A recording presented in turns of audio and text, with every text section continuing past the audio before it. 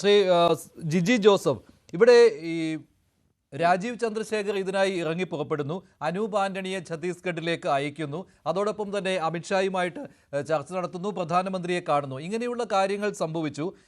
അതിനാൽ മോചനത്തിലേക്ക് നയിച്ചത് ഇതാണ്. ഛത്തീസ്ഗഡ് സർക്കാരിൽ സമ്മർദ്ദം ചെലുത്തി ഛത്തീസ്ഗഡ് മുഖ്യമന്ത്രിയെ അമിത്ഷാ കണ്ടു, ചർച്ച നടത്തി.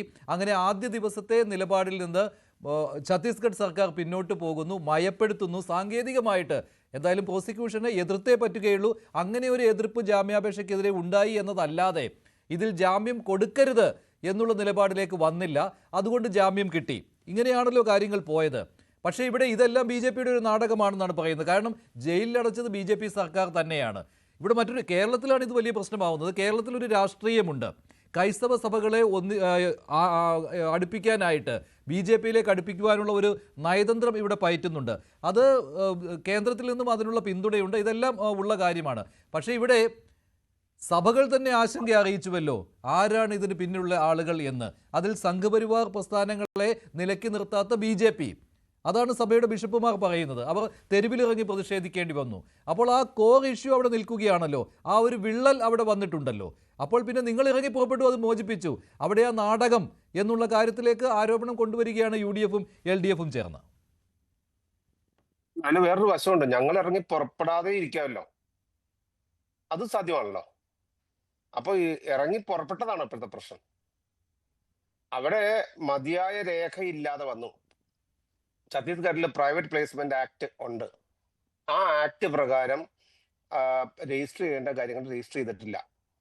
അതിലൊരു കുട്ടി അപ്പൊ പരിഭ്രാന്തിയായിട്ട് പറഞ്ഞു എനിക്ക് ഇഷ്ടമല്ല എന്ന് പറഞ്ഞു, പോകാൻ ഇഷ്ടമല്ല എന്ന് പറഞ്ഞു. ഇതാണ് അവിടെ കൺഫ്യൂഷൻ ഉണ്ടാക്കിയത്. ഈ കൺഫ്യൂഷനാണ് പിന്നീട് ആളുകൾ കൂടുകയും പിന്നീട് അതിനെക്കുറിച്ച് ചർച്ച ചെയ്യുകയും ആളുകൾ കൂടിയതിനെ തുടർന്നുണ്ടായ ബഹളം ഉണ്ടാവുകയും പോലീസ് അതിന് കർശനമായ നിലപാടെടുക്കേണ്ടി വരികയും ഇതൊക്കെ ഉണ്ടായത് എങ്ങനെയാണ്? അതിന് ഇതിങ്ങനെയാണ് ഉണ്ടായതെന്ന് മനസ്സിലായി. അതിന് ഒരു ചെറിയ പാകപ്പിഴ നമ്മുടെ ഭാഗത്തില്ലേ? കന്യാസ്ത്രീ ആൾ കൊണ്ടുവന്ന രീതിക്ക് അവിടുത്തെ ആക്ട് പ്രകാരം ഒരു ചെറിയ പാകപ്പിഴ ഉണ്ടല്ലോ, ഒരു ക്ലറിക്കലായിട്ടുള്ള ഒരു പ്രശ്നം ഉണ്ടല്ലോ. ആ പ്രശ്നം ഉണ്ടായത് കൊണ്ടാണ് ഈ പ്രശ്നം ഇങ്ങനെ വന്നത്. അല്ല, അത് ആ പ്രശ്നമൊക്കെ ഈ ഒന്ന് ചോദിച്ച് മനസ്സിലാക്കി തീർക്കാവുന്ന പ്രശ്നമായിരുന്നു. പക്ഷെ അവിടെ അതല്ല സംഭവിച്ചത്. അവിടെ ബജ്രംഗ് ദളാണ് ഇടപെട്ടത്. അതായത് സംഘപരിവാർ സംഘടനയായ ബജ്രംഗ് ദളാണ് അവിടെ ഇടപെട്ടത്. അവരുടെ നിർദ്ദേശപ്രകാരമാണ് കേസിലേക്ക് പോയത്. ആ ഒച്ചപ്പാടും ബഹളവും ഉണ്ടായില്ലായിരുന്നെങ്കിൽ ഈ കൺഫ്യൂഷനൊന്നും അവിടെ ഉണ്ടാകുമായിരുന്നില്ല. എന്ത് മോശമായ രീതിയിലാണ് അവിടെ ഈ കന്യാസ്ത്രീകൾക്ക് നേരെ പെരുമാറിയത്. അത് ദൃശ്യങ്ങളിൽ നിന്ന് കണ്ട കാര്യമാണല്ലോ. അപ്പോൾ രാജ്യത്ത് ഈ ക്രൈസ്തവ മിഷണറി പ്രവർത്തനം നടക്കുന്ന സ്ഥലങ്ങളിലെല്ലാം, അവരുടെ ചാരിറ്റി പ്രവർത്തനമൊക്കെ നടക്കുന്ന സ്ഥലങ്ങളിലെല്ലാം ഇങ്ങനെ ഒരു ഭീഷണി ഇപ്പോഴും നിലനിൽക്കുകയാണ് എന്ന് സഭയ്ക്ക് ഇപ്പോൾ അറിയാൻ പറ്റുന്ന ഒരു സാഹചര്യത്തിലേക്ക് വന്നിട്ടുണ്ട്. ഇതുണ്ട് എന്ന് അറിയാമായിരുന്നുവെങ്കിലും അത് കേന്ദ്ര സർക്കാരിന് മുന്നിൽ ഉന്നയിക്കാനുള്ള ഒരു അവസരമായി കണ്ടുകൊണ്ടാണ് ഈ വിരുന്നിലുമൊക്കെ പങ്കെടുത്തുകൊണ്ടിരുന്നത്. ഇതിപ്പോൾ അനുഭവത്തിൽ വീണ്ടും വന്നിരിക്കുകയാണ്. സമീപകാലത്ത് വന്ന ഏറ്റവും വലിയൊരു പ്രശ്നമായിട്ട് മാറിയിരിക്കുകയാണ് സഭയ്ക്ക് നേരെയുള്ള. അപ്പോൾ സഭയ്ക്കും അത് മനസ്സിലായി. അപ്പോൾ ആ മുറിവ് ഇപ്പോൾ നിങ്ങൾ ചോദിച്ചു ഇറങ്ങി പുറപ്പെട്ടില്ലായിരുന്നുവെങ്കിൽ എന്ത് ചെയ്തേനെ എന്ന്.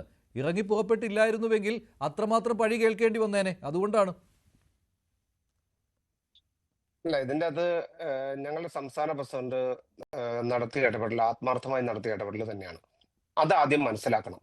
മറ്റൊരു കാര്യം, അത് സാധാരണ നമ്മൾ കേരളത്തിൽ ഇരുന്ന് രാഷ്ട്രീയം കാണുന്ന പോലെ ഛത്തീസ്ഗഡിലെ രാഷ്ട്രീയത്തെ കാണരുത്.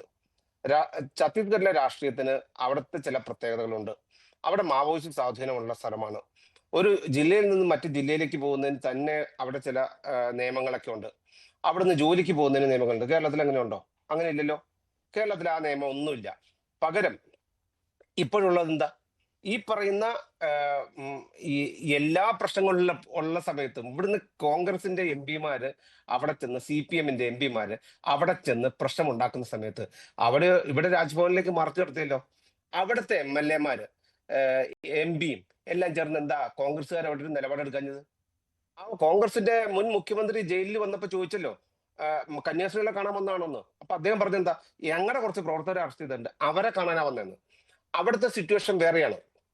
ആ സിറ്റുവേഷൻ അനുസരിച്ച് വേണം അവിടുന്ന് ഒരു ആളുകളുമായി വരുന്ന സമയത്ത് കൃത്യമായി അത് പാലിക്കേണ്ടതായിരുന്നു. ആ പാലിക്കലിൽ വീഴ്ച പറ്റിയത് അറിഞ്ഞുകൊണ്ട് പറ്റിയതല്ല. അത് ഒരു ജാഗ്രത കുറവാണ്. ആ ജാഗ്രത കുറവുണ്ടായത് കൊണ്ട് അതിലൂടെ ഒരു പ്രശ്നം ഉണ്ടായി.